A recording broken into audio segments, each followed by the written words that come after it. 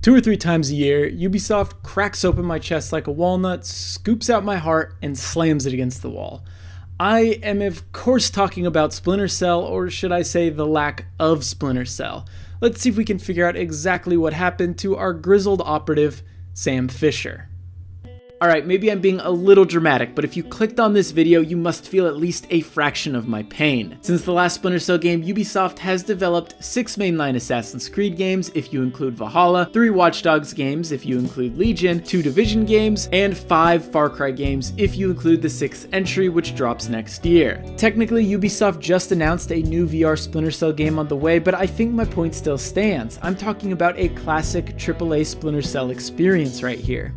Now, before we get into why I think we haven't seen a Splinter Cell game in 7 years, we need to address the elephant in the room. Apart from Splinter Cell Stealth Action Redefined, most of these games became less profitable with each new entry, at least according to VG Charts, which admittedly doesn't really have all the information. But as of November 2013, Splinter Cell Blacklist sold just over 2 million copies, underperforming the company's expectations. Now, from a purely financial perspective, it's easy to see why the Splinter Cell franchise has taken a backseat to The Division, Far Cry, and Assassin's Creed, all of which are either more consistently profitable franchises, have long-term earning potential, or are in genres that are widespread in popularity. But Ubisoft knows how valuable the Splinter Cell IP is, or at least how recognizable Sam Fisher is, and it certainly hears folks like you and me asking for a new one on a regular basis. It's why in recent years Sam Fisher has made an appearance in almost every Tom Clancy game. In an interview with IGN, CEO Yves Guillemot said, "When you create a new entry, you have to make sure you will come with something that will be different enough from what you did before. Last time we did a Splinter Cell, we had lots of pressure from all the fans saying, don't change it, don't do this, don't do that. So some of the teams were more anxious to work on the brand. Now, there are some things and some people that are now looking at Splinter Cell, taking care of the brand.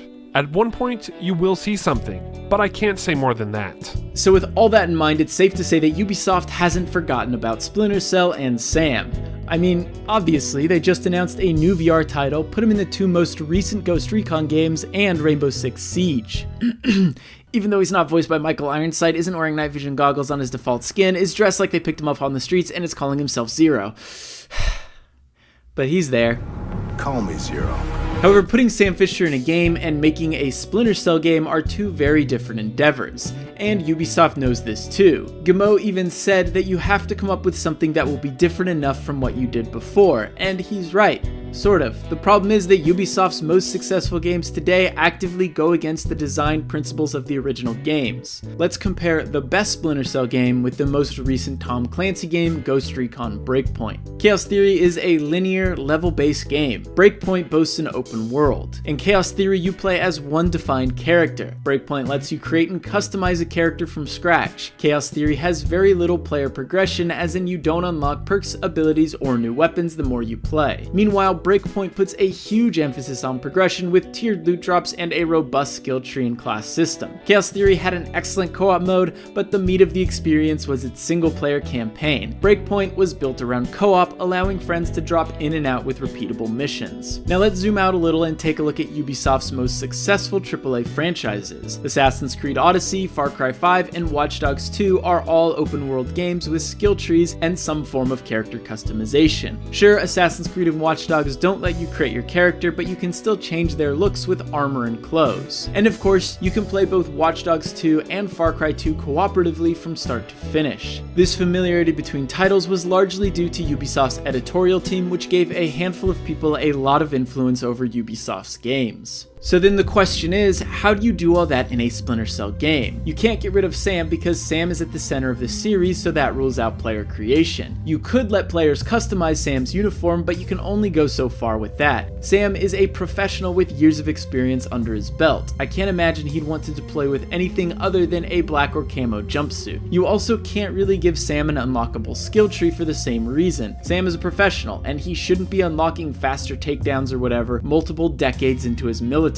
career. However, you could get around this with unlockable gear and weapons. Co-op, on the other hand, is an interesting one because Chaos Theory, Conviction, and Blacklist had excellent co-op missions, but those games were designed first and foremost with single player in mind. Apart from Blacklist, co-op felt like its own separate entity. In fact, most of what I just proposed was part of Splinter Cell Blacklist. There were light customization options. As you completed missions, you earned cash that let you purchase new tech and weapons, and the co-op was naturally interwoven with the single player campaign. The issue, as you know by now, was that Blacklist underperformed, and that Michael Ironside didn't voice Sam, for fuck's sake. Who is Andre Coben? Andre Coben pretended to kill my daughter to give someone leverage over me.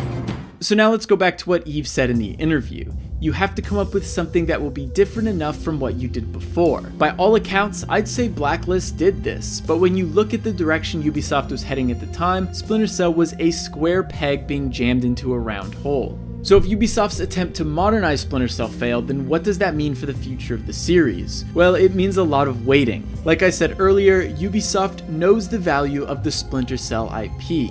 I find it really hard to believe that we won't see another Splinter Cell game, but when you consider Blacklist and Ubisoft's current portfolio, it's hard to see how a new Splinter Cell game could fit in. However, there's one thing I haven't touched on yet. We live in a post-Metal Gear Solid world. Throughout Splinter Cell's entire history, it had been competing with one of the most well-known video game franchises of all time, Metal Gear Solid. Without the promise of a new Metal Gear game on the horizon, there is a growing stealth action game void in the market. And of course, Ubisoft knows this too.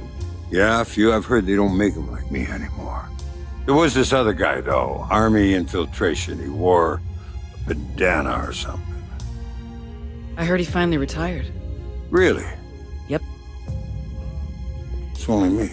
Better yet, Metal Gear Solid 5: The Phantom Pain proved that not only can you make an open-world stealth game, but you can make a damn fine one. While I'd still prefer a more linear experience, I think there's a lot of potential for an open-world Splinter Cell game if Ubisoft builds off Metal Gear Solid 5's excellent foundation. Maybe instead of 2 big maps like an MGS5, there can be multiple smaller semi-open world maps with a wide array of objectives and a day-night cycle to give you and Sam some tactical options. They could even have a similar R&D mechanic that lets you invest and research new third echelon tech for Sam to use on the field. The other, more important thing to consider is that Metal Gear Solid 5 was a big seller, selling over 6 million copies before the end of 2015. The biggest hurdle here would be finding a way to tell a meaningful Splinter Cell story with Sam Fisher at the center of it. At this point, I think a reboot would make the most sense, retconning all the events of previous games, cause it did get kinda messy near the end there.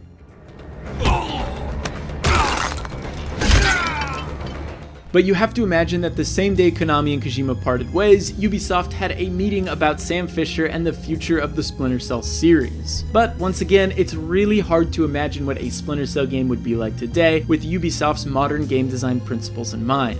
And if I'm being honest, I have a really hard time picturing a new Splinter Cell game staying true to its history under these design philosophies. The last thing I want is an open-world live service Splinter Cell game with microtransactions and a heavy emphasis on multiplayer. I know this is a rather pessimistic take, but if you look at Ubisoft's current lineup, it's hard to imagine that a new Splinter Cell wouldn't follow suit. But there is a glimmer of hope.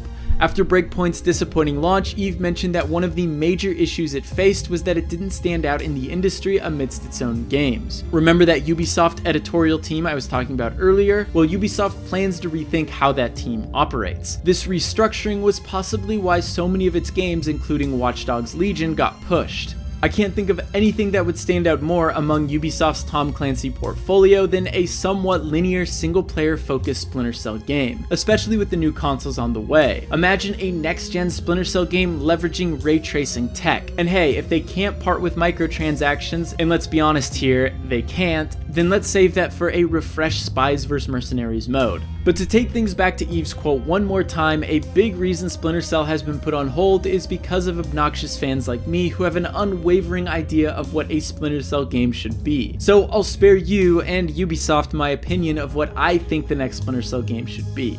Well, actually hold up, before I go, let me leave you and Ubisoft, if you're watching, with one last thing. You can't have Sam Fisher without Michael Ironside. I can't believe I have to say this, but he just brings so much life to that character. Without him, Sam Fisher's just a angry, disgruntled old military man. It just doesn't quite work. But anyway, with that, thank you all so much for watching, and we'll see you next time.